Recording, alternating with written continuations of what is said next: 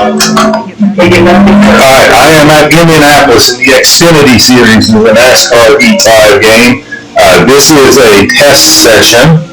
I am driving Anthony Alfredo's car. I started to follow Alfredo because I thought he had a cool nickname. His nickname is Fast Pasta, so I thought that was a cool nickname. So I thought I'll follow him and drive his car at test sessions for a little bit just because of the nickname.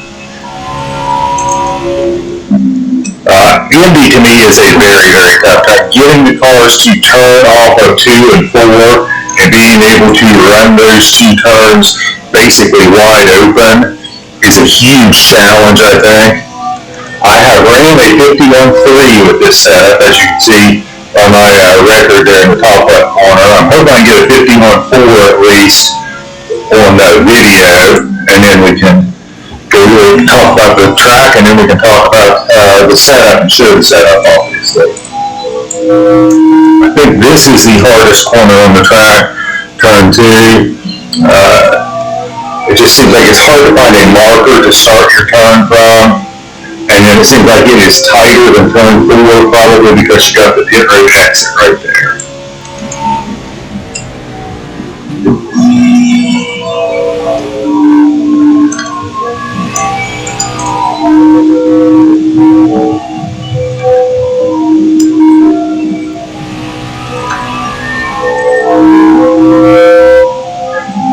What I did in Heat 4, I don't think I did a setup video.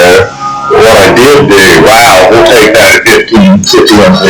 I think the fastest I ran in Heat 4 was a 51.3, and that probably had a little bit of draft help with it. So the game, I think, the cars are a little stable, it's a little easier, so I'm not surprised I'm a little faster.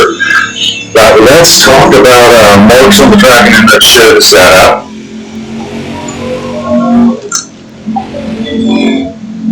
I know that the Heat 5 game has only been out, I think, just under 2 weeks, if you pre-ordered it.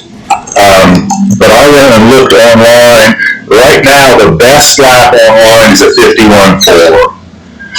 So what I try to do is I am about here, and there really isn't a great marker here to go by. This is about where I start letting off the throttle. You can drive pretty deep into turn 3. And you just want to let the car get down close to the white line, and then get back on it as soon as you possibly can. This is the easiest turn in the track is turn 3. When you come through the short chute, and sometimes it seems like it's a little easier. You don't have to turn the wheels hard if you make a wide arc and get out right next to the wall. But this is a pretty wide corner, so you can actually come in down a little below the suggested line and still make this corner pretty easy. This is a pretty wide corner. The thing is, you want to try to get down close to the white line without going over it, and you want to try to basically, from the time you're coming out of 3 and get back on the throttle, just stay on it full throttle all the way through here. As you're exiting, I always preach in a lot of these setups, stay low when you're exiting, stay low when you're exiting. It doesn't seem like it hurts you here. It actually seems like it helps you because the straightaway's long. You can let the car drift out a little bit wide. So I let the car drift out a little bit wide because I want as much speed on this big long straightaway as I can get. So coming down here, I think turn 1 is a little narrower than turn 3, and let's talk about 1. My mark is, I just drove by my mark. Let me back up here. When you have the number of markers that count you down to the straightaway, 3, 2, and 1, and I'll show them here as soon as I get turned around. As I'm coming up here from just before this 1 marker, probably right around here somewhere, is where I am letting off going into turn 1. And both turns 1 and 3, it doesn't hurt if you have ever so slightly turned the wheel before you start letting off. And then it's the same concept, let it drift down to close to the white line. As soon as you feel the car settling, even if it's toward white line, get back in the gas hard.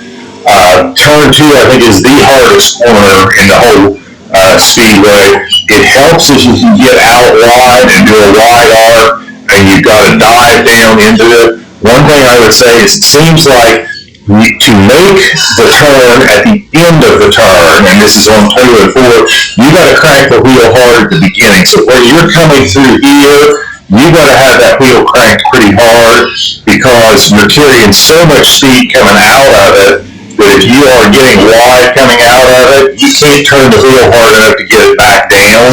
You're carrying too much speed. The only way you're going to get it back down is by lifting, and that's really going to kill your speed. So that's my driving line for Indy. This is a 51.2. I think that should be pretty competitive. It is tough to drive. This is a tough track. It was tough to get a setup where you can actually make the car turn off 2 and 4 without it getting loose, and I really struggled to make this thing turn. But anyway, that is where we are at Indy. Let's get into the garage and talk about the setup.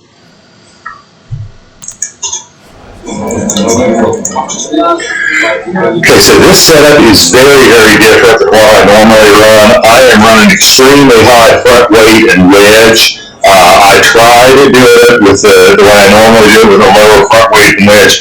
Just could not get the car happy coming off of 2 and 4 and kept fooling around with different things. And I try to say, I try to do whatever works. I try to not get married to a certain philosophy. If something works, great, but if not, try something different.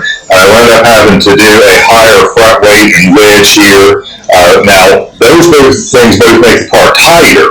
So to counteract that, you come over to the track bar, and usually my track bars are somewhere like the left one's probably 9.5 and the right one's 10.5. I am way up from that. And what those track bars are doing by raising them, the left track bar helps you in corner entry, the right track bar helps you in corner exit. You raise them and it makes your car looser, you lower them, it makes them tighter. So I went way, way up on the track bar, which offsets kind of where the front weight and the wedge are, and try to get a balance that made the car happy. Not a whole lot else to say. The springs, the tire pressure are pretty close to what you'll see in a lot of setups and what a lot of people run.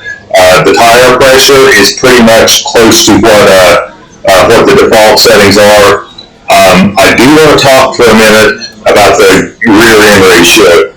I don't know if I've ever done a 3-gear setup where you only run it into 3rd gear. I almost did it here because I was just struggling to figure out what the right gearing was and felt like I was a little handicapped with that 4th gear. But I tried to run a 0.95 in 3rd gear and then run, I think, a 3.33 gear ratio in the rear end ratio, and that was pretty close, but I had just a hair more speed running the regular 1.00 at 4th gear and 3.25 at rear end running a traditional 4-gear setup. So that is a lot to say about Indy. I've talked a lot. This was a tough track, but I think this is a pretty decent setup. So hope you guys enjoy it. Got any questions, leave them in the comments. Any other tracks you'd like to see, let me know that in the comments as well. And finally, do me a huge favor, like and subscribe to the channel. It means a lot to me. I love to see when videos get likes, and I love to see that subscriber base grow. So thank you guys so much for watching. Appreciate you taking the time out of your day to watch my videos. I really hope it helps you guys go fast. So with that, I'll sign off and tell you guys have a great day.